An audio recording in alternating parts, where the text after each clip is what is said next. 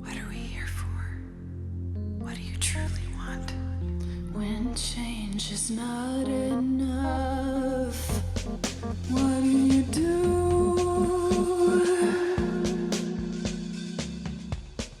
What are we here for? What do you truly want? When change is not enough, what do you do?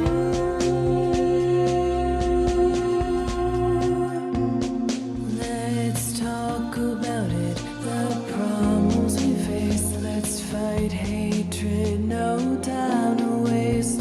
The mind is naked, we can see it without an x-ray. Life is easy if we work together. We're the keepers, we're the people, we're all equal, filled with purpose. The past has pain, it'll drive you, even make you take aim. But together is where we should aim. Together is where we should. What are we here for? What do you truly want? When change is not enough, what do you do?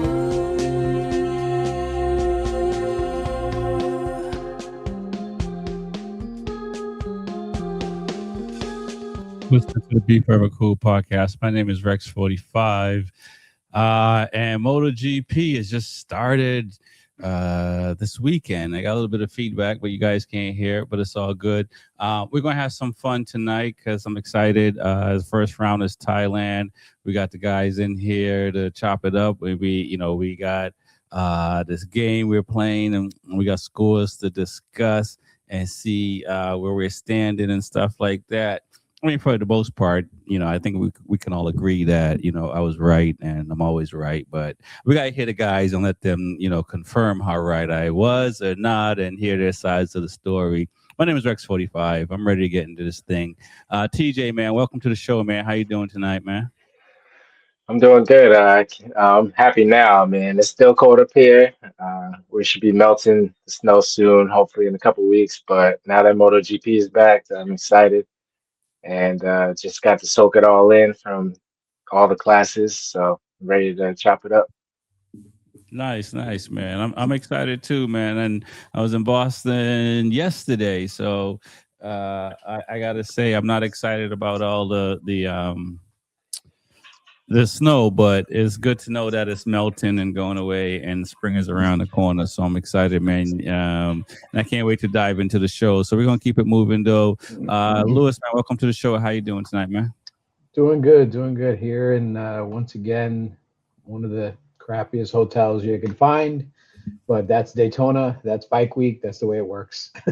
Man, listen, I'm going to be in my trailer, so that's what my hotel is going to look like. Although it's going to be all mine, so whatever stains are there or not there, no one will know.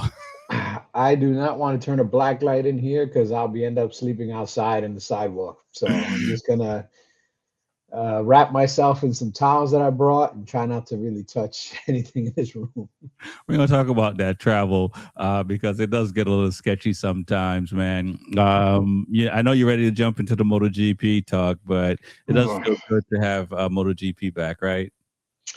It does, but if we'll talk about it. But I am not a happy camper, a happy fan this weekend. I think MotoGP whiffed, and if this is the new direction of MotoGP, when we talk about it, MotoGP is going to suck. Listen, man, all I got to say is this: the rules are the rules, the laws are the laws. We stand with the laws of the organizations we're with, and as long as we're consistent, then it's not a problem. But we're going to dive into it more. Reese, man, I see you shaking your head. You know what it is. Come on, Reese. Come on, man. You already know. You can't be shaking your head because you ain't got no choice. You're bounded by rules. It's good. Not really. I mean, not really. You're not bounded by rules. I mean, rules are rules, but I mean, rules are made to be broken. I mean, but then rules can favor one to another.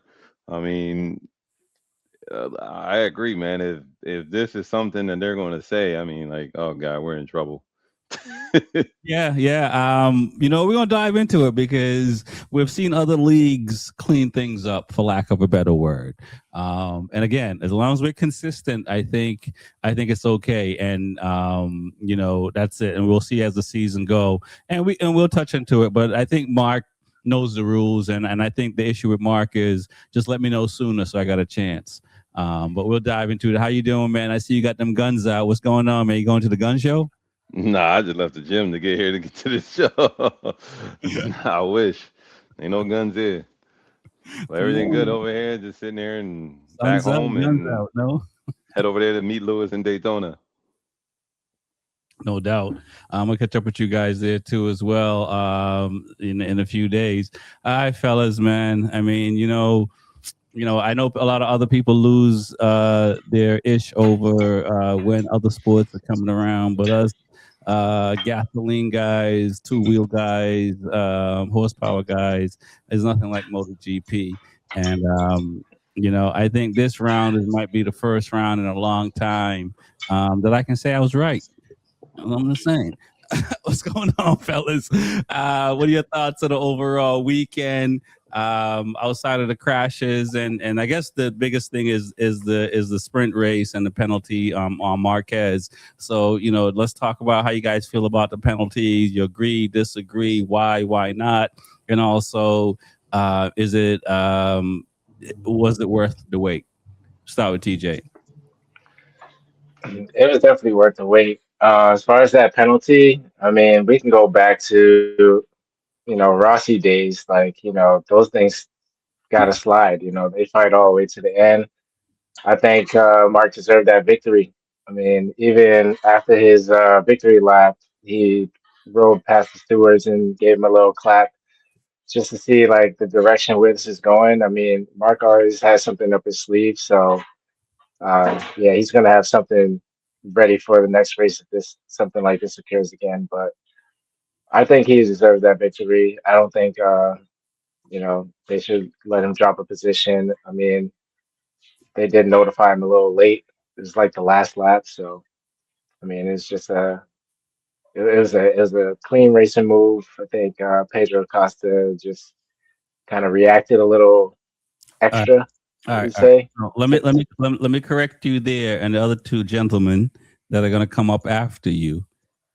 Both Marquez and Acosta both said they touch.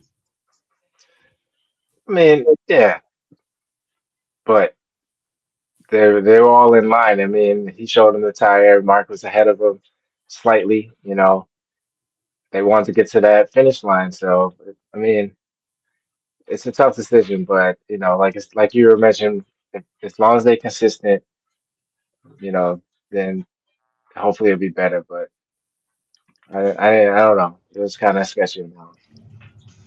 Yeah, I agree, man. Reese, man, let's talk about that. Like I said, they both said they touch. Was it worth the wait watching it? You're going to keep your MotoGP subscription, maybe not World Superbike. And what are your thoughts on the sprint and that decision to tell Marquez to drop a position? I mean, rubbing is racing, right? As we all say, rubbing is racing. I mean, was it a clean pass? Yes. Was it a hard pass? A little bit, but it was still a pass. I mean, he was still a little bit in front of him when he got the pass. I mean, both of them did say they touch, but I mean, how many times do you see a rider touch? I mean, you see him touch going into turn one numerous of times when they, off the start. So Right. I Now, just think the penalty was a little harsh. now Marquez did say he didn't complain about getting the penalty. He said, just let me know sooner.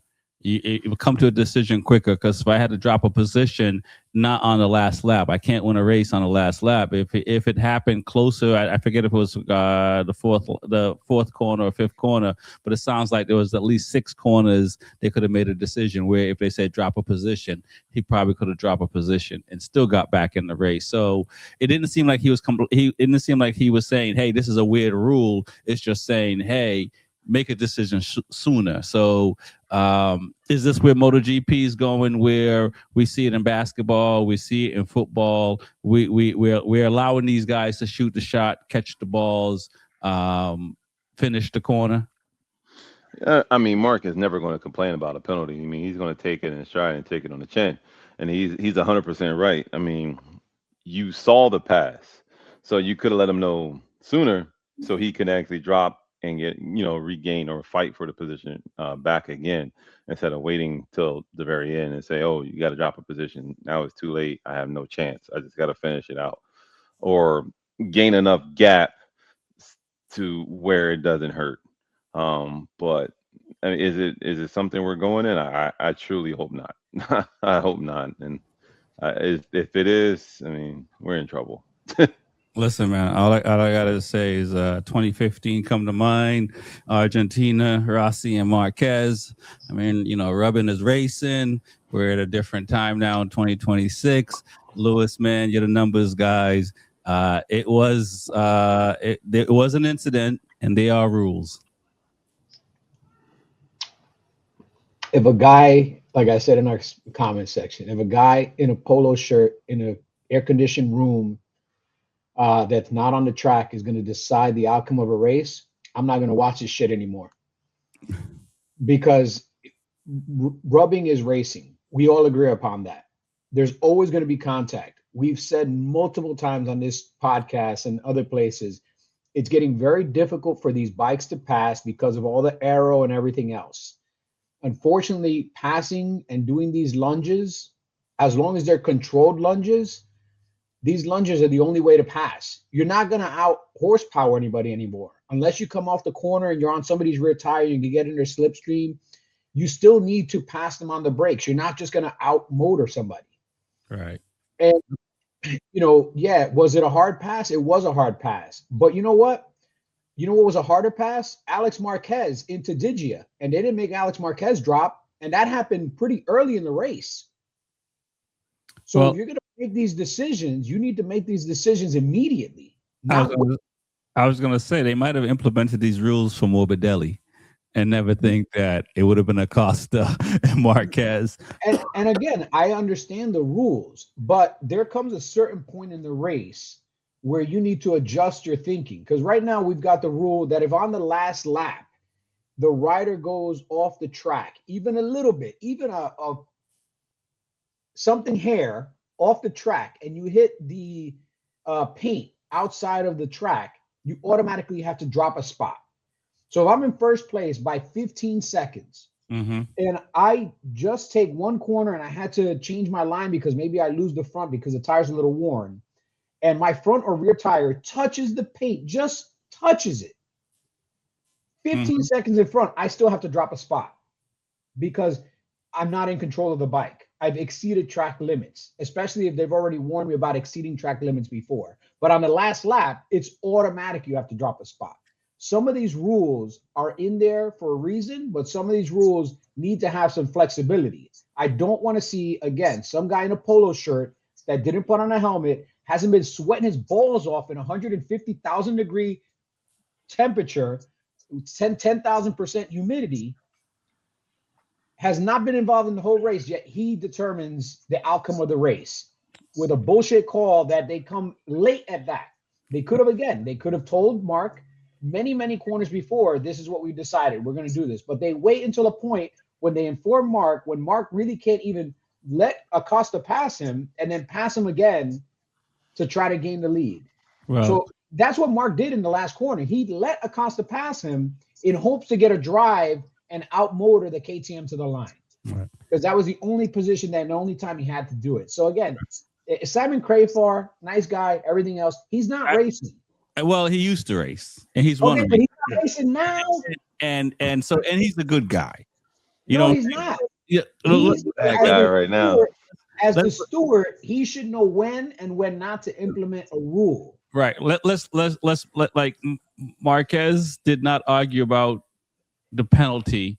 It's more or less when the decision was made. So obviously they already know what the rules are ahead of time, and they all know it.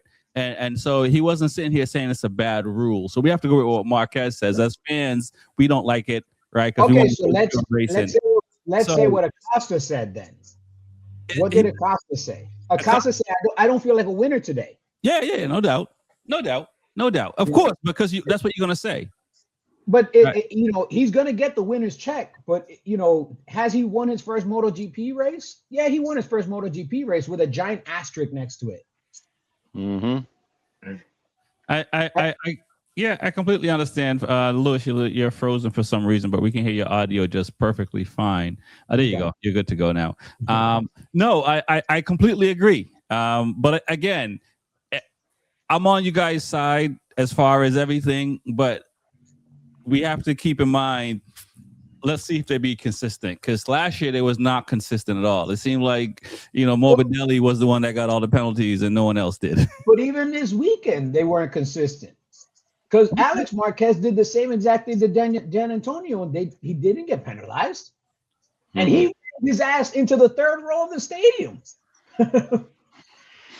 A lot of races are also decided towards the end. I mean, not the last lap, but it could be, 4 or 5 laps to go where you got to make this move, to get ahead. And you've seen Mark do it a few times, and you will rub somebody at this point because you got to outbreak them into a corner. That's basically how you make a clean pass to get that drive. Like Lewis said, you're not going to outmotor them unless you're on a Yamaha that ain't going to get you down the straight. But yeah, but that's double-edged sword, right? In a sense, because we've seen this in the Australian Open, Alcaraz against I forget who he was playing, but he took a medical timeout really just to rest, and it's in the rule books. So it's one of those things like if it's in the rule books, you can take advantage of it. And Marquez, these guys know the rules. You know what I'm saying? They know what it is, and they're taking advantage of it. And we've seen it. We've seen Marquez do it last year when he won the was it the Austin GP when if not, I guess I don't know, X amount of riders come off, they have to red flag, right? We saw it. So he knows what he's doing. But it's just one of these moments where it's him that got penalized versus the other riders, and he's been getting away with it for a while. But he knows what he's doing. So is he right? But are you going to penalize to decide a race? Yeah, that's where it's at. Like you decided a race on a penalty. And then we're complaining. The stewards are trying to say, "Oh, we got to limit the power to bring the racing closer." So now you had a close race, but now you just gave a penalty to decide it. Why did you do that? Just let it go. Let me ask you guys this: which is worse, this penalty or Vinales being penalized for tire pressure? They both suck. Okay, for real. They both suck. I mean, tire pressure. To me, tire pressure is not in the rider's control, right? I've never seen a MotoGP rider put a tire gauge to a bike. Yeah, I've never seen him turn a screw on a bike, a nut on a bike, nothing. No. What they can do is they can manage the tire pressure by looking at their gauges, getting out of the line, letting people pass them, getting behind bikes to bring the pressure up because they bring the heat up, getting out from behind a bike to bring the pressure down because they're getting too much heat off a bike. Like they can manage that part of it, but they're not mechanics. They're not actually working on the bike. And this rule is fine if it happens to the guy in 7th place and the guy in 8th place on the last lap, because that's not significantly changing the outcome of the race on the podium.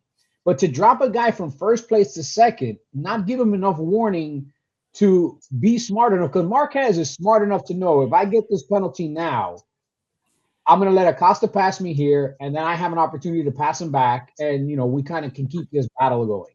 But it's also fair to say that if he didn't drop a position and finish the race in front, the other penalty might have been worse, right? It might have been a 10-second penalty. And then he would have gone to like 5th place. But again, if you're going to make these decisions, you got to make them instantaneously. You got to make them within a certain, like there should be a shot clock. There you go. Penalty shot clock. The second a penalty happens, the team hits a little button. We want to review that penalty, and Simon Crayford has 25 seconds on the shot clock to decide whether or not it's a penalty. Okay. Boom. I mean, listen, it goes both ways because we can only speak of the past and today's race. But we have had decisions where they may decide to make a decision after the race. That's what they Right. should have been penalized for his next round. Right. Yeah, Exactly. or penalize a him. long lap penalty. Well, So- the other thing you got to think about is the opposite side of that. Let's say I'm on the losing side of a battle, and somebody's tipping in front of me, and I end up tipping into them and making it seem like they pushed me off the line. Right. And now I finish in second, but because he pushed me off the line, or at least I made it seem like it pushed me off the line. Now I get to win first, even though I'm 17 seconds behind. Listen, guys, last year I felt like I was the only person that was on Ducati's side, but it seemed like all you guys are on Ducati's side this year. And I have to say, if Ducati didn't drop the ball, Mark wouldn't have to take these lunges to get in front of that KTM. Well, I mean, Ducati's gotten used to being the top dog, and they're not the top dog anymore, man. Aprilia, at least this weekend on this track, with the layout of this track, Aprilia and KTM had a package at this track. Now let's see if they can bring that package to Brazil and the US and to the other rounds. And if they can, it's going to be a fun season of racing because it's not going to be the Ducati Aprilia show. It's going to be the Ducati Aprilia KTM show. Okay, all right. So let's run through it. TJ, what are your thoughts of the qualifying and the sprint race? We'll circle back around and then we'll talk about the main GP. We have our picks, and I'll say only one person picked Acosta. I wonder who that is, but for some reason that was the best pick. Numbers look good. But what are your thoughts on qualifying? Were you shocked to see what KTM and Aprilia was doing? All four Aprilia. I mean, this is a bad time for Ducati for sure. I mean, practicing and qualifying was pretty interesting. Like Aprilia definitely stepped their game up. It's funny that I think they were like the only bike to go down during the practice and qualifying, and but they would still be able to pull out one of the best times. And Bezzecchi setting the charge, and Martin looked really good as well. I mean, like Bezzecchi, for him to be like kind of the leader part of Aprilia. I mean, they are setting the tone right now where like if one or two of their riders don't do well, they have a backup where their other riders are also still going to do good enough where they can probably steal this constructive championship from Ducati and stuff like that. So it's a good start for them. But let's see.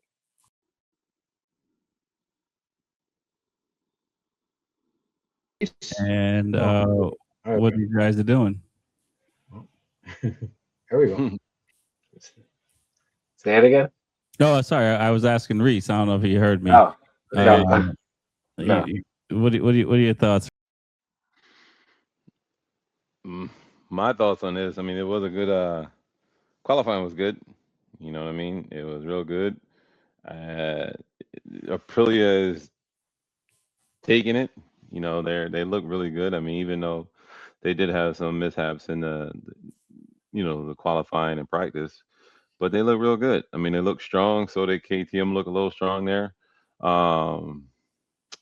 So I mean, it's still kind of hard to say in qualifying who's all going to be the top dog because everybody's trying to qualify and practice and trying to figure out their setups and trying to figure out their right way for the bike. So it's like I always take qualifying and practice with a fine comb, because some people, you have some riders that are great qualifiers and not good race day riders, but you have some guys that are great race day riders and not good qualifiers.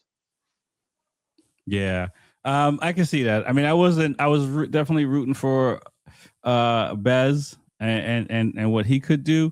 I was surprised at the Trackhouse guys and what they were able to do, and also Martin, because we haven't really talked about Martin as a whole.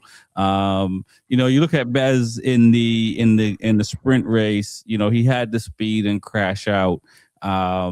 you know, is it just because he's just new to the being up front, distracted? I don't think he's distracted. I think that like if you looked in the race, there was a couple guys having rear tire issues. So I mean that could have been a play in the qualify in the sprint race, um, or maybe he was just overzealous and pushed a little too hard and over because it looked like he just had a low tuck and he just pushed a little too hard and just was going. So I mean that could be the play. He's not saying that he's not used to it, but I just think he could have just been trying to, it's always that case in point when you're trying to prove a point, like, hey, I'm here. Don't forget about me, and I still got this way of going. Right. Man, Lewis, what are your thoughts on Aprilia and how they did? A little bit on Bez crashing out on the sprint race, and touch on Ducati a little bit because I think, before the season started, I think the other manufacturers were thinking like, I hope we're close to Ducati. But I think after this weekend, and I know it's just one round, but if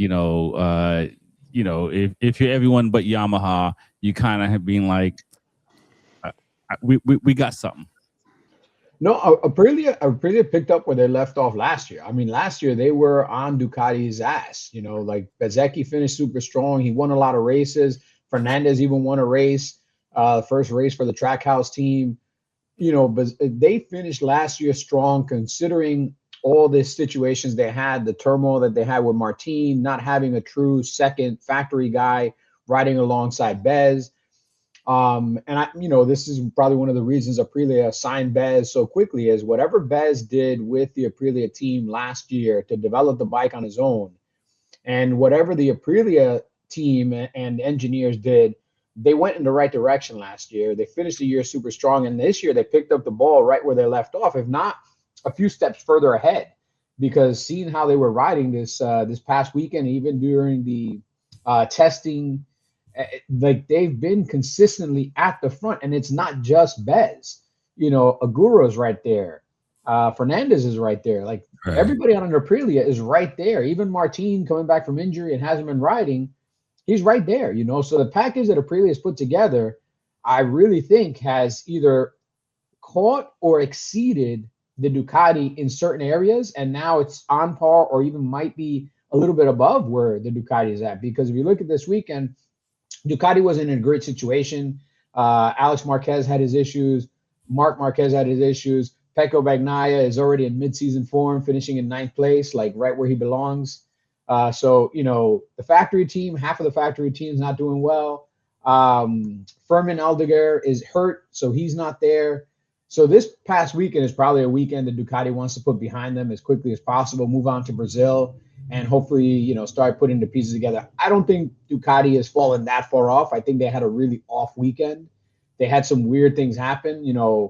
I don't know if they bought, leftover Marchesinis and they were made out of a, Chinesium instead of regular good forged metal. But, to hit a curb and have your rim bend and your tire flatten, like I've never seen that happen in at least world-class racing. That's something you see at a track day with like a shitty pair of aluminum wheels, but not Marchesinis. Yeah. Lewis, man. So Aprilia is catching up. KTM is the anomaly. I don't know if KTM is going to be able to hold this form at every track they go to. I think certain tracks help them. We're gonna talk about KTM next, and we'll jump into the GP as well. I will say this: listen, man. At the end of the day, 1 + 8 is 9, and 9 + 0 is 9. Both factory guys got 9 points for the weekend. I mean, I'm just saying. One guy was fighting at the front and one guy was looking at rookies' asses for most of the race. So there is a difference. 9 is 9, but 9 doesn't always equal 9. When you finish, it does, but it might be ugly during the process. But let's talk about KTM, guys. We'll start with TJ, man. I chose the Costas, my guy. Some people thought I just disliked Marquez that much that I didn't pick a brother to get on the podium this round. But Marquez and Marc Marquez got on the podium. I'll say this, TJ. I'm just, I've been saying, is Lorenzo, the motorcycle racer whisperer, and uh, where Vinales finished. I mean, this can't be credibility for your as a coach when you finish worse than how you started last year. What are your thoughts on KTM outside of Acosta? Because Acosta he did everything he did last year. He just didn't crash this year, so far this year. Yeah, outside of Acosta, he's definitely growing up a lot smoother, and then he's definitely in the charge for a fight. And I picked Maverick because I feel like when he starts the season, he's very strong. He's always in the fight. Like he's won Grand Prix in first race of the season. So I just took a gamble, but like finished last, like behind Top Rock. Not no disrespect to Top Rock, but behind Top Rock and the rookies and all that stuff. Like and all the training you've done to start before the start of the season. Like I expected a lot more for the first race, especially to see what Acosta did and Bender, all those guys. Finished decent. But he didn't show anything, and I don't know. Maybe still in training. So hopefully he can turn it around. Uh, but yeah, I don't know. So with Maverick, he I gotta, shows up when he wants to. I gotta correct you a little bit. He did finish in front of Top Rock in both races. Oh, 19th in the sprint. And let me see in the full race, which can't be a good look either. 19th in the sprint and 16th in the GP race. So out of the points for he got sure. that. But nonetheless, Reese, man. I mean, we see KTM. They it looks like they kind of lost some of the top speed. If you look at what Acosta is doing, look pretty unbelievable. But still kind of disappointing for those other guys because when one guy is doing it, it's not enough. It's not enough data, right? No, it's not really. I mean, you still got data. You're trying to figure out what the top guy was doing, and you're also trying to figure out what was the problem with the other guys, why they were so far back, and see if we can blend it together and see where they were a little stronger at. Because at the end of the day, as fans or as anybody that's watching, you guys don't. There's data and steps you don't see, and certain geometry you don't see is maybe this bike was better over here versus this bike is better over here, turn 3 or 4. So you try to put everything together and see what it is, and we can't see all that just by watching the race, even though you got Vinales finishing in 16th, 19th, and everybody else finishing down on points. So we don't see all of that. I mean, we just see Acosta. That's all the television was showing. But is it a good look? I mean, it's still a strong look because Acosta was up there, and then you just got to figure out what was Acosta doing different versus everyone else. And then again, as we all say, this track could favor a KTM, but can favor the riding style of Acosta. We always got to look at their riding style too. Yeah, no doubt. I mean, it looks like Acosta got it figured out. Lewis, man, is it just when you sign? If the rumors are true, you sign a new contract, you just riding free, and he doesn't have a worry in the world at the moment, or is he just that much more motivated and he's doing a Marc Marquez where I'm gonna do my best on a machine that's not necessarily the best machine? I think he's just helping raise his stock. I mean, he's outperforming everybody else on the KTM. So it's doing two things. It's showing KTM who their top rider really is, because I'm sure he took a lot of the off-season talk of Vinales and what he's going to do and so forth and so on. He probably took a lot of that, put it on his shoulders and say, well, I'm going to show KTM what I'm going to do without having Jorge Lorenzo training me. Right. And I'm going to, the proof is going to be in the pudding on the track, not on social media posts with Jorge Lorenzo. Right. And let me ask you this: Do you fire Lorenzo after this round if you've been? Oh yeah. I fired his ass Saturday morning.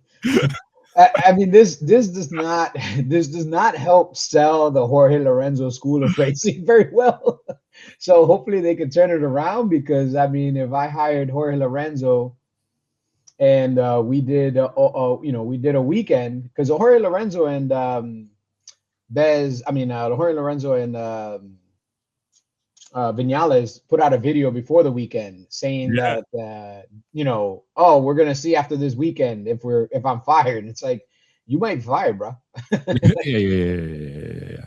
I think so too, man. I think so too. I think it's not a good look. I mean, Vinales started off the season last year on his fourth manufacturer in MotoGP and still did better than this first round. It's Ducati's not in the same situation as Yamaha, but I've been saying this all season, since all last season, that they've been messing up. We see the struggles. Marquez was not a rider that could just take his time and jump into first place like he did, or whatever position he was trying to get last year. Even though it was his first year on the 25, he definitely was able to ride the bike more calmer and look like he wanted to make decisions when he wanted to. This first race, he looked like he was riding like Quartararo last year. Just try and throw that bike anywhere he can just to get up in front. Not anywhere, but throw the bike up in places where he probably knew he couldn't get to, but was forcing it. I mean, and I think that's the penalty that he got, because he was forcing it. That kind of thing. Where last year he didn't have to force it. He was meticulous. He jumped to the front of the race when he wanted to. He let his brother jump in front of him when he wanted to, and still finished the race. So the problem with Ducati is it's the first round, and we can talk about tracks and blah, blah, blah, but it's not a good look when the guy who's an alien has to start riding like Quartararo. What are your thoughts, TJ? I mean, for one, I know he hasn't won at this track, so that's another thing. Like he's dominated pretty much every track except for this one. He hasn't won. There's a lot of right hand turns. I mean, there's some lefts too. But yeah, Mark will figure it out, I think, before Pecco will. But I think he was definitely riding like Quartararo. That's a good reference there. But I think they'll figure it out. This is just, the first round.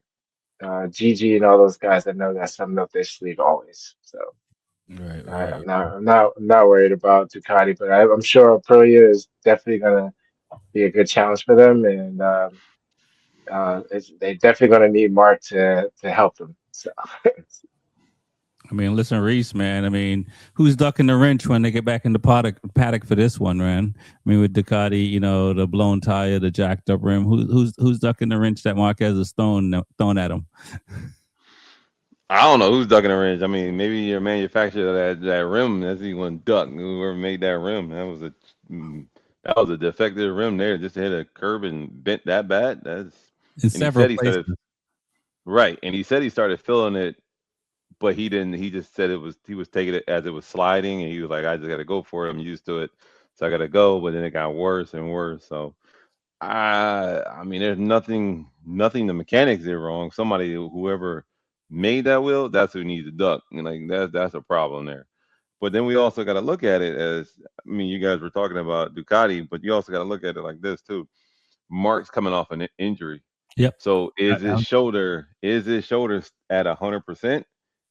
And if it is at 100%, does he have the strength still in that shoulder to actually do what he used to do? It's not, and he said that in the press conference, in the press conference, or I saw it somewhere. It's not 100%, and he struggled in those corners where his right shoulder came into play. Right. So that's another thing you got to take in aspect. It's still a lot of force on your body, and he's probably feeling that effect. And like you said, it's not 100%. So there's things, as any athlete or anybody knows, especially when I had my injuries, there are certain things when you are injured, you can't do. Your body will just limit you. Like, yeah, I'm not going to do that. So there's certain things that he probably can and can't do, and so it may look like he's struggling, but he's not really. He's not going to force it in there. Mark has gotten older and gotten smarter, so he's not going to take that much risk no more. Well, he will take the risk, but not risk of killing himself. Right. No, I completely agree, which is the unfortunate side. Knowing, as a racer, as a mechanic, as a team owner, no one wants to forfeit a race or a DNF because of a mechanical, right, or defective apart. So nobody wants that. Lewis, is it time to start for me to start selling my Volkswagen stock? What are you telling me, man? No. Keep your Volkswagen stock. Did Ducati have a rough weekend? Yes, they had a very rough weekend, and they were due. I mean, they had 88. I think their streak ended at 88 podiums. Yes. Runs. So that's a long streak. I think that's the new record. I think it exceeded Honda. Honda had the previous longest record of a podium streak. Yeah. So, I mean, it was bound to happen eventually. It just happened to happen the first weekend of 2026. Marquez, like Reese was saying, he is coming back from an injury. He's not at 100%. He said that, very openly. He's going to go out there and he's going to ride his heart out every weekend. He's going to do everything he can. Had it not been for the penalty, he would have had one win. Instead, he got a second place. And had it not been for a freak rim accident, he would have had a third place. So, Maybe. He would have got. I guess he would have got Raul. He would have got Raul. He wasn't getting Acosta. So he wasn't getting Acosta. But at least he would have got some points. He would have been, he wouldn't be where he's at now in the points. And overall, I think it was a positive weekend for him. If you look at where the points are right now, Acosta's up there because he's the most consistent. Bezzecchi had a crash on Saturday. Mark had a crash on Sunday. Obviously, Mark's mechanical on Sunday cost more than Bezzecchi's crash on Saturday because it's half points in the sprint. Yep. But I think they're going to go to Brazil and Ducati will regroup. Mark is going to continue to rehab and try to get in better shape. The sad part about it is, you've got 3 races in less than 5 weeks. And so it's not like Ducati and Mark are going to be able to do a whole lot of recouping in 2.5 weeks before Brazil. And then the following week, you go right to Coda. So they've got a very short period of time to do some stuff. And then they've got a little bit of a break before they go start doing the European rounds. So Brazil is going to be a new track for everybody because nobody that's on the grid has ever raced at Brazil. Coda is going to be a good track for quite a few guys because quite a few guys shine at Coda. So it'll be a good competitive race. And then we'll see what happens when they go back. But I don't think it's time for Ducati to throw up the bat signal. Like, we need help. There's plenty of guys there that know what they're doing and they're going to put the right pieces together and they're going to get the bike right up there competitive. And at least the main guys are going to be back at the front. It's just they don't have that buffer that they had in the past where they were the best of the best. Now everybody else is catching up. Listen, man. The only person that's feeling good is Furman because he's not there. Morbidelli, Digia, Pecco, and Piero, what's his name? That was a filling. Yeah, but he don't count. He don't count. But you don't count. Like it's like, come on, man. I mean, what like Marquez, his Quartararo. I don't want to keep using this reference. His Quartararo for Yamaha. Come on, Alex. I'm sorry, Alex Marquez is the other person I was trying to think of. Alex had a horrible weekend as well, more so worse than Pecco because Pecco is in front of Alex on points. Yeah, I mean, again, it wasn't the best weekend for Ducati, but I still don't think it's throw the baby out with the bathwater. I think it's sometimes you just have a bad weekend. You have a bad setup. The bike's not working.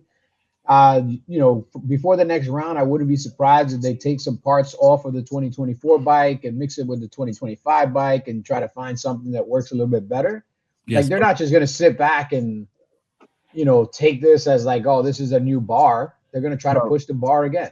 Listen, man, Mark Marquez is already using the 24 Aero because of his lack of physical condition. Right. Already. So, I mean, how much more does he need to make it a 24 bike? But nonetheless, it's a issue, I think, for Ducati because you got Aprilia who's doing really well. First time that you got Aprilia 3 wins in a row, counting the 2 last season, and now you see what Raul is doing, you see what Ayagura is doing, and obviously Martin. Now we look at Martin. If is Martin back, or is this just a fluke as well? Because I mean, listen, 4th place is like 3 wins for Martin the way he looked this past weekend. What are you guys' thoughts on how Martin did? And we already talked about Aprilia, but how Martin did as a bounce back. TJ. I think he's done really well. I mean, he's not in the media like he has been. Like he was a big story last year, so he's kind of out of that. He's kind of more focused on this season at hand. So he was injured previously before the testing and all that stuff, but I think he's good to go. This first race kind of definitely helped him out as a reference of like where he needs to be. I'm sure top 10 was like a base point, and top 5 would be excellent. Where he is now, like I think he's riding really well. So we'll see what the second and third race has to offer, but I think he's sort of back. Sure. Okay, all right. What are your thoughts, Reese, on Martin? And I mean, him and Mir, who unfortunately had mechanicals as well, but it's another guy that looked really well. On a bike outside of being on a Ducati. I mean, Martin looked real good. I mean, he looked smooth. He looked real good. I mean, he looked strong. Um, it'd be nice to see him keep it up in the next couple upcoming rounds. See him not crash or hurt himself again. So we all got to see what the next couple of tracks or throughout the season on how Aprilia takes to the tracks or how Martin even takes to certain tracks. I mean, like Lewis said, we're going to Brazil. When Brazil comes up, no one's been there, so we got to see how everyone plays out. And then Coda is certain guys' tracks. So I mean, there's different avenues, and Mir looked strong, except for that mechanical problem that I saw. I mean, he looked real strong. So did Honda looked strong. They looked like they were there. Out of the Japanese, they're one of the top ones. So kudos to them. Right. Lewis, man, what are your thoughts, man? I mean, because obviously he's looking at where he's going to get signed for next year, so maybe he's trying to raise his stock and show Aprilia that maybe they should consider keeping him. I still don't think they're going to keep him. I think that the embarrassment of last year and just the way he handled things, I don't know much about that team, but in general, most teams don't like to be kind of dragged in front of the media and made to feel the way that they were made to feel and put in front of the media. But if he's a strong enough rider and he's competitive enough, maybe they'll consider keeping him. I don't know. But it's not hurting his stock to show that he's getting him back into shape, that he's in form, and we'll see how it goes over the next couple of rounds. And the next couple of rounds, is he going to be able to maintain this speed, maintain this form? I mean, finishing between Fernandez and Igura that are on satellite bikes, and it's the same bike, it's probably not where you want to be. You want to be in front of the satellite bikes, but finishing sandwiched between the two of them at least shows that you know how to ride the bike and that you're starting to adapt to the bike. And let's see how far he can get. Let's see if he can get back on the podium. Let's see if he can maybe get a win or two this year. I think his main job this year is to try to raise his stock again, because his stock took a huge hit last year. Mm-hmm. And if he's going to try to get a new contract, he wants to get paid either what he's getting paid or more. So he really needs to go out there and perform so that he can kind of go to other manufacturers and, hey, this is what I can do. This is what I can do. Not what I did in the past, what I'm doing now. And if I'm doing this now, this is kind of what I believe I'm worth. And let's sit down and negotiate either with Aprilia or with somebody else. Okay. All right. No doubt. Before I ask, is it, I mean, it's the first round, but it looks really crazy where Ducati hasn't been on the podium in 88 races and stuff like that. But we'll push that a little bit further in the show. Let's talk about Yamaha. I mean, I think this has got to be one of the worst outings that they've had. Diego Moreira finished in front of Top Rack, so I can't feel good for a dude 5 years younger than you to finish, 4 bikes in front of you, 5 bikes in front of you, kind of thing. What's going on with Yamaha, guys? I mean, is it just the first round? Are they going to figure it out, or are they really in for another long season where at least Honda started figuring it out like 2 years ago? And last year they got on the podium several times and won some races, so at least we can say Honda is moving along further, where Yamaha really hasn't done much outside of getting some pole positions last year. What are your thoughts, TJ, and where Yamaha their first round and seeing blue to I figured it's like 16th, 17th, 18th, 19th or something like that, which is ridiculous. Yeah, man, it is definitely not a good look, and they kind of seen it after testing that they're just gonna be in the back of the pack, and it's no miracle, but they were all in the back of the pack. Not one of their bikes got into Q2, so they started all in the back of the pack, and usually you can fight through some guys with your skills, but they can't even do that. I mean, Fabio did the best he can out of all of them, but. Yeah, I mean, they were struggling to get anything out of the inline four, and then you switch to the V4, and then like, what do you do? Like, they're gonna develop late in the season possibly, but then we're going to a new season next year, so I think they're in trouble. No, I agree. I think so too. I mean, it's a bad look. This is my comment on Yamaha. Oh man, I mean, Lewis, man, I don't know. I mean, we gotta. I think there's something in Reese's clause. We gotta take him off. We can't have him up.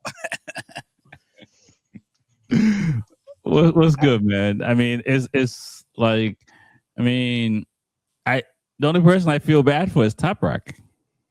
I mean, I feel bad for everybody because Yamaha's been saying for several years they're going to bring a new motor. They're going to do this. They're going to do that. They're going to, we're going to evolve. We're going to be able to compete in the horsepower war. And they're not doing it. Yeah. They're not. They can't make a bike that is competitive. It's just not happening for them. You've got Jack Miller 15th in the sprint. You've got Rins 18th in the sprint. You got Top Rack 20th in the sprint. And yeah, Top Rack is a rookie, but you know who else is a rookie? Yeah. Morera. Yeah. And it just shows that the Honda's a little bit better. Yeah.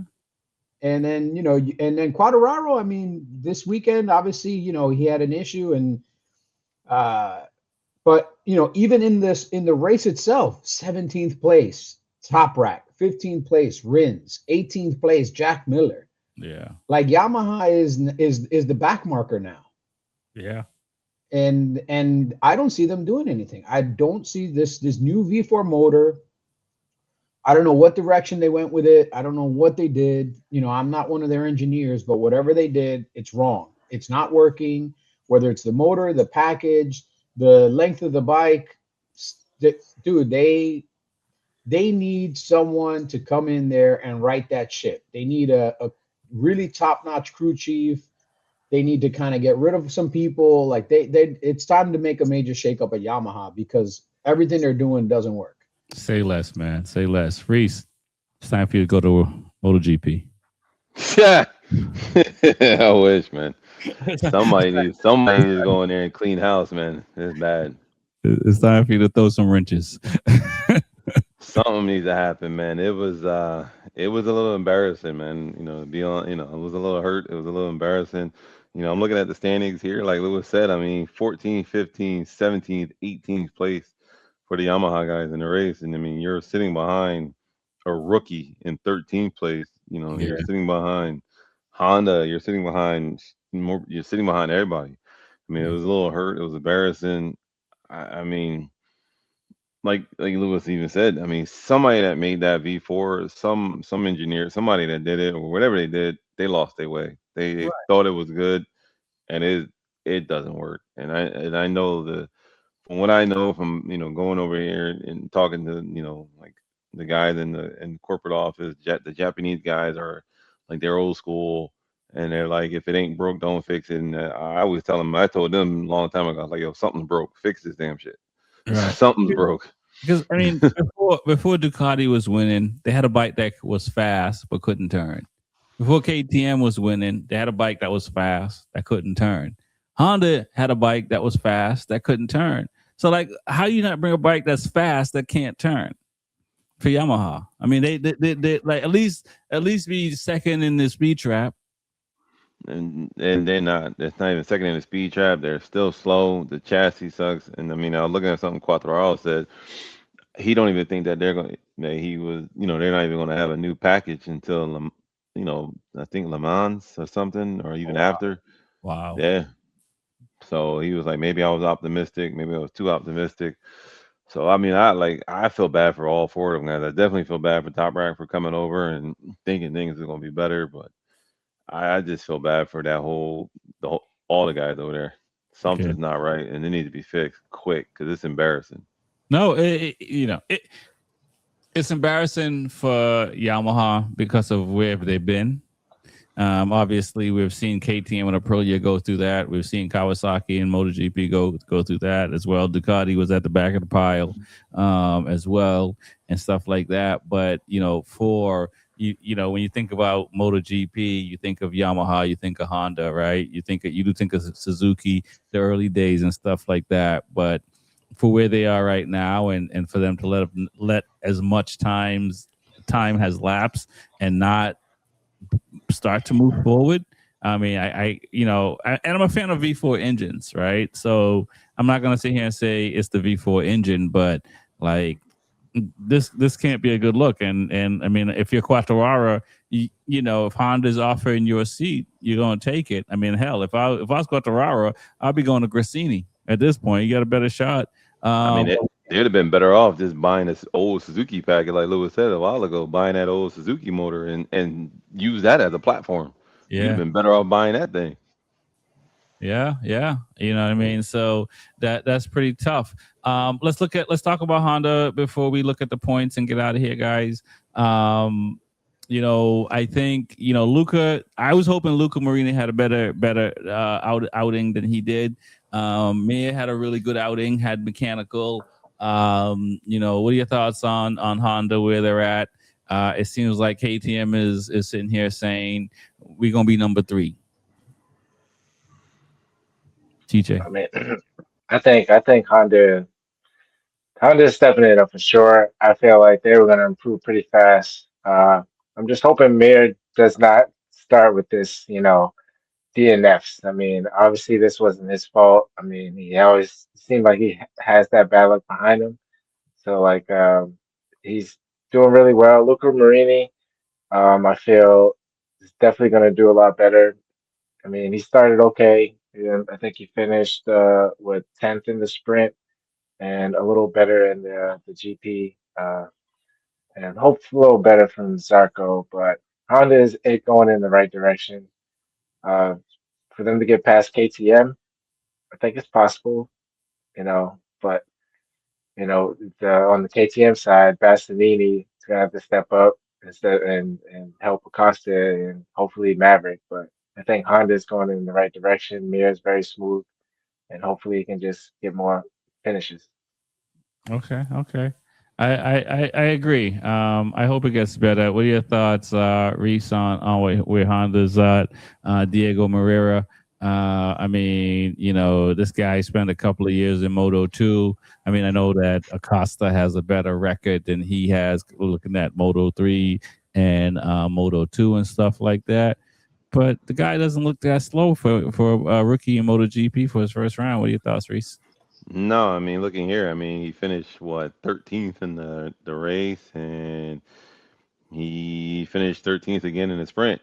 I mean, but for his times, he's pretty quick. I mean, I give him a couple more rounds just to kind of get his head wrapped around it.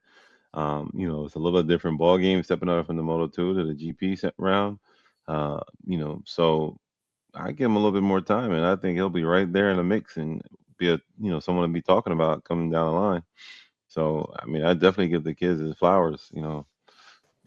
He's got something there. Yeah, I agree. What are your thoughts overall on what Honda is doing? Do we keep the guys for next year, or do we sign slow people on Yamaha?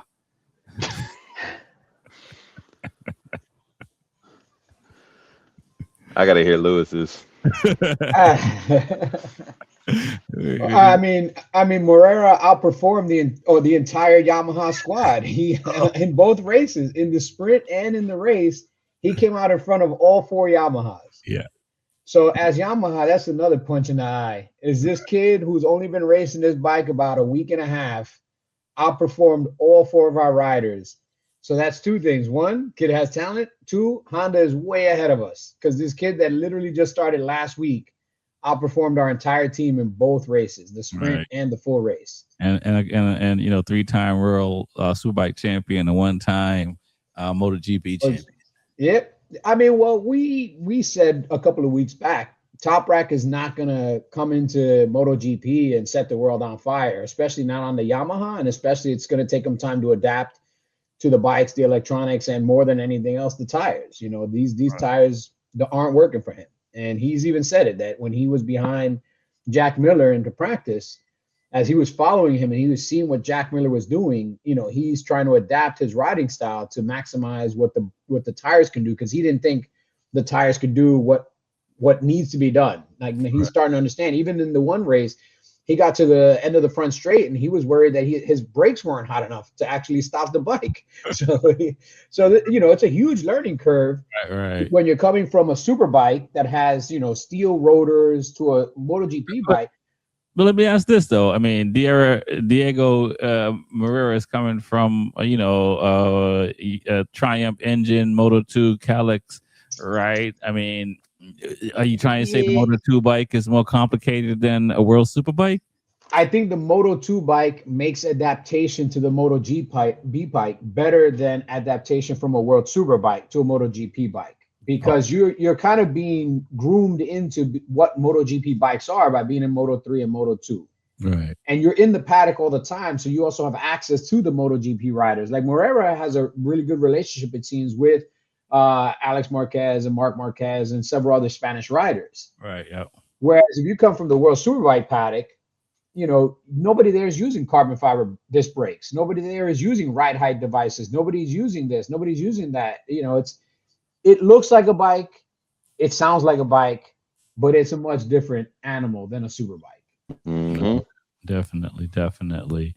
Um, let's. Who do we talk about? We didn't talk about Rins. We didn't talk about Don't need to Bashi. talk about him. We Don't didn't need to talk talk about about him. Zarco, and we didn't talk about Benda. Although Benda had a pretty good weekend, and we didn't talk about Morbidelli and Digia as well. These are all guys that is 1 foot in, 1 foot out of MotoGP for the most part, right? Safe to say.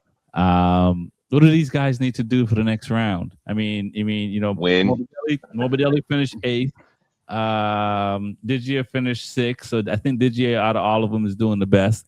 But Zarco, Morbidelli, Bender also finished fairly well, but he last year is not enough. One round is not enough.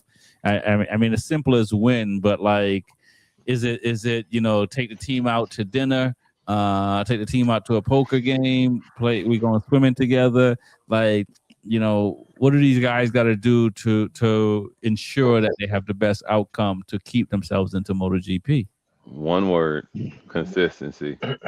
Yeah, I was gonna say the same thing. They I up in the mean, top five. and also you gotta have fun too. So like you was just mentioning, like go out to a dinner or something. So I mean, I'm sure they do that, but you want to see improvement in your team and your package, and then that makes the rider has more fun. You know what I'm saying? And when you're having more fun, you get more better improvement, and then do something like go out to dinner, do fun things to take your mind off the racing a little bit, but definitely more consistency, and they're gonna have to get more wins. I really thought Digi was gonna be up there from how we started in the practice, and then qualifying. He was on the second row. I know he got into that incident with Alex, and that just kind of, you know, messed it up a little bit. He did finish pretty well though, but Yeah, sixth and they, eighth. they, yeah. So, but I just think that VR46, like Morbidelli, needs to step it up a little bit. You know, but it's the first race. We'll see. It's the first race, and it's pretty wild. What are your thoughts, Reese? And we'll move to to Lewis, and then we'll bring up the scoring. I mean, same thing. Just consistency. Show a level of will. And not just kind of sitting back there and just you want to be up there in the fight, at least giving yourself an opportunity in the fight, not way back there and under the top 10, 11th, 12th, and all that, or the same positions that you were the year before. You want to show improvement. When you're not showing improvement, it's kind of a waste. You're kind of just you're almost like holding up a seat. It's Right. not. I mean, they need to show the improvement of I've been out here training, I'm getting better, I got faster, and everything else. But they're not showing that. They're still in kind of that same. They're in that same little era, that same little group. Okay, I agree. What are your thoughts, Lewis? I mean, they definitely need to do something to keep showing their value. Um, but I think some like of the people that you mentioned, I think the one person that probably is most desperate to find a ride is probably going to be the Gian Antonio, because if because if Luca Marini loses his spot on Honda, and can't find a ride somewhere else, he's going to end up back on a VR46, because I can't see his brother not giving him a job.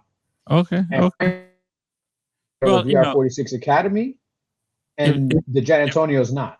Yeah, if the rumors are true, Morbidelli might go to World Superbike next year. Oh, we'll see. We'll see. But, if it came down to picking between the Gian Antonio and Morbidelli, and Rossi had to pick one, he's going to probably keep Morbidelli, because he is a official member of the VR46 Academy. That's and the true. Gian Antonio is not. The Gian Antonio is on the outside looking in. And even though Rossi wants to keep an Italian rider on the grid, he's got his brother. And if his brother can't find another ride, I got one right here in this yellow and black bike. I just got to get rid of this other dude. So it sounds like you're saying Digi is going to the factory Yamaha next year. He's gonna have to go somewhere, because again, if Marini doesn't find a ride, if Marini doesn't find a ride, the Gian Antonio's job is definitely at risk. Let's put it that way. All right. No, I agree. Listen, man, it's a cutthroat thing, and there's some points of nepotism. All right, guys. Go ahead. We got the Daytona this weekend. We're gonna make predictions for this weekend. Oh, we can. We can in a second. You guys can see where things look right now.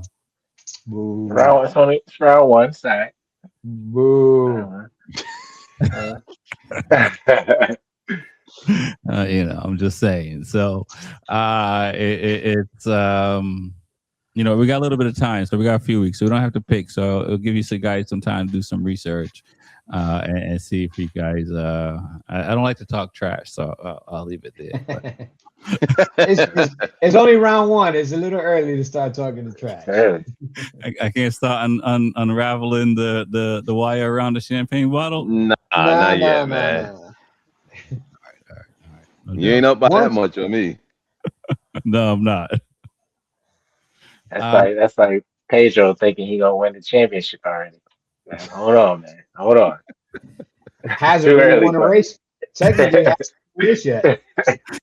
Isn't that the worst though, right? For Pedro, right? To get that first one, that's like, man, that's not how you want to win it. And that's the other thing, is that he won it is great, but again, man, to win with that asterisk, it sucks. You know what? I think he's gonna put a fire under him to legit win under his belt as quickly as possible. To show people, hey, it's not a freak. I've been racing for a while. These other guys have gotten, Furman's won and all these other guys have won, but I'm still in the rookie class. I'll say guys that have been GP less than 5 years. He's still the benchmark. Yeah. And the crazy thing is, when he said it today, he's like, I've only been here for this is my third year. Yeah. It's like, oh yeah, that's right. It's only been a couple of years. So, what I'm saying, for where he is, and we can look at a lot of other riders, he's a lot further than Miller coming in, Rins coming in, Vinales coming, every other rider outside of Marquez. Yeah. Yeah. I want to say It took Miller, I don't know how many years. He didn't do anything on the Honda, so he had to get Didn't out do the anything Honda. Honda. So, Yeah, I mean, really did wait, something on he, Ducati. no, Took he might have Miller got a rain. forever. He might have got a on the rain. Yamaha. No, I think he might have got a rain race on the Honda. I think he might have got a podium on the Honda in a rain race. Miller. I don't know what it was, but I know he did because one time he didn't go in and he was the only one on the grid. Yeah. Yep. And he No. took that footage. That was in Germany. He still lost, even though he was the only one on the grid. He still got smoked. Yeah, we got to check now. So yeah, Now you so gotta have me go do some research and check this out. I'll tell you right here, Jack Miller. but it's pretty impressive what Acosta is doing. I mean, and I hope that Furman Aldeguer is probably the closest thing to Acosta. And so if anybody can knock Acosta off, it would be Furman. I mean, Diego could do it too, but I think Furman had a better Moto2 career than Diego, even though he won the world title. He won his first race in 2016 in Assen in a rain-shortened race. On what bike? On a Mark VDS Honda. Okay, yeah. So that was 2016, and Jack Miller joined MotoGP 2013. I think he came in with Marquez. Let's see. Join MotoGP. Oh, he's been there a long time. Yeah. He's been 2015. 2015, second year. Yeah. Huh? Oh, second year won a race. That's not bad. Active years 2015 to current. Yeah, 2015. Yeah. That's not bad at all. He got one before Acosta got one. That's why they're keeping him. Asterisk. Come on, stop it. Lloyd. Asterisk. All these wins got asterisks. Rain shortened race. Acosta got a penalty to win the race. A lot of asterisks, man. No, let's Acosta will get a legitimate win, a legitimate second win before Miller ever got a legitimate second win. So that's the only win that Miller has?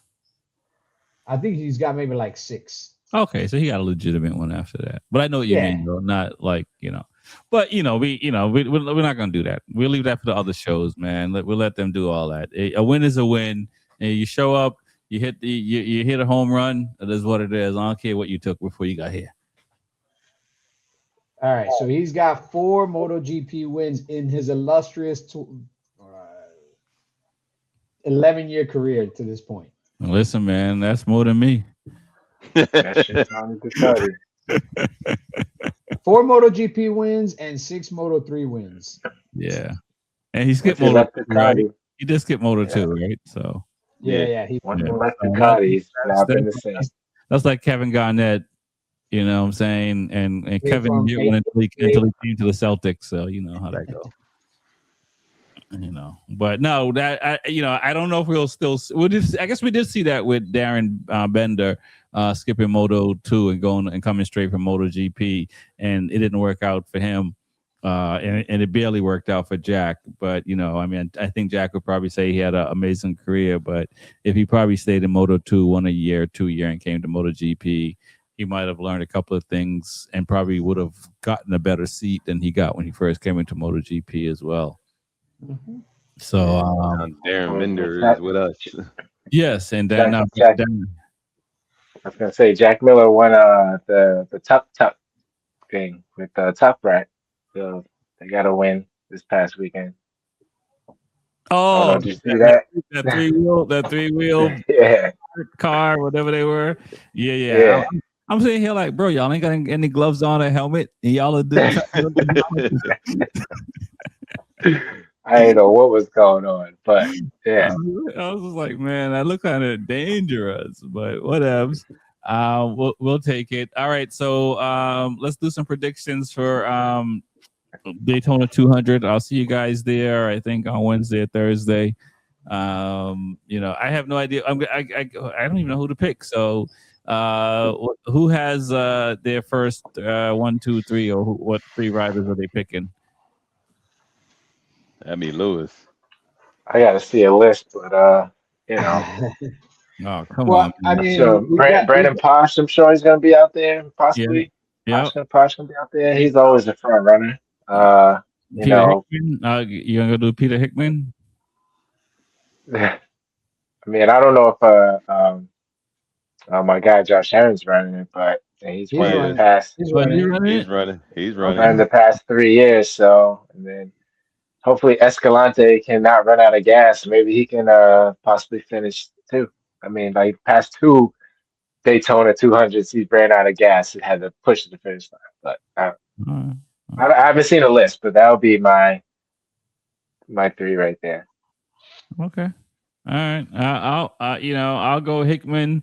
I'll go Heron, and who else is running it? I'll go Eladrea. She's running, youngest ever. I mean, I got Heron, Posh, and then I gotta go with the guy that Lewis hates. You know, Blake. I hate a lot of people. Blake. Nah, Blake's my boy, man. You got it mixed up. The first guy you chose, that's the dude that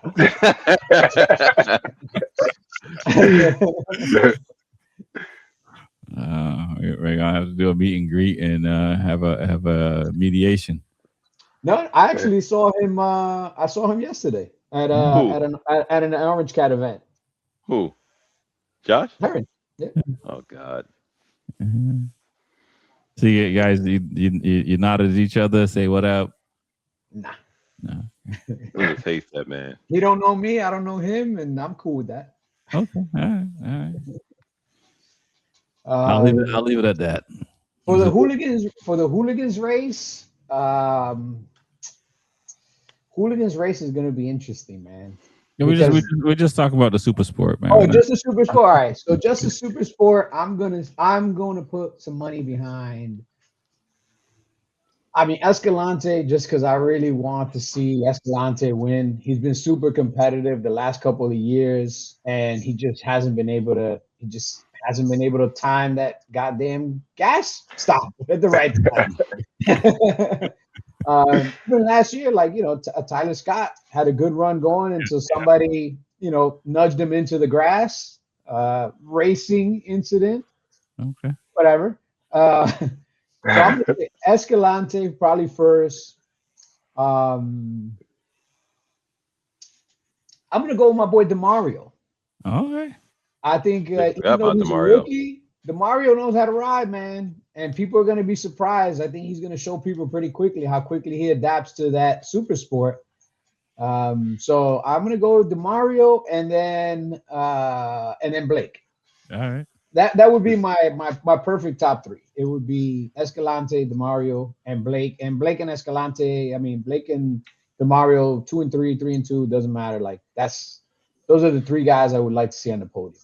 Okay. Is DeMario in shape though to run that long 200? Yeah, bro. Nah, he's in shape, bro. Trust me, he's in shape. The kid's ready to go. He's been doing a lot of training this past winter. He did a lot of racing. He can make it, man. Now the thing is, of course, this is the one race where your team and the pit crew comes into play. Mm-hmm. I know the Ray Hall team's got a great pit crew. So between Demario and Kayla, I know they're gonna have the right people there to support them. M4 usually has a good setup. They just need the right gas canister because they keep misjudging the amount of fuel on the M4 Suzukis for some reason. And then on the Yamaha side, I think Blake Davis is going to have everything that Yamaha could possibly throw at him because Yamaha wants to win that race. Okay. And he's the Yamaha R9 guy that's flying the Yamaha flag. He's like the official Blue Crew rider for Yamaha in that series. So they're going to do everything they can to try to help him get on that podium. Oh, that's what's up. I'm looking forward to it, and I will see you guys either Wednesday or Thursday. I'm still working out my schedule. Definitely by Thursday. I'm excited to take in Daytona. It's been a little bit for me, so I'm very excited. This is Be Forever Cool podcast. My name is Rexy Fortyfive. I want to thank TJ with 2 Wheels and Coffee, Reese from Attack Yamaha, the real Luis Ortega, the numbers guy. Peace. Peace. Peace.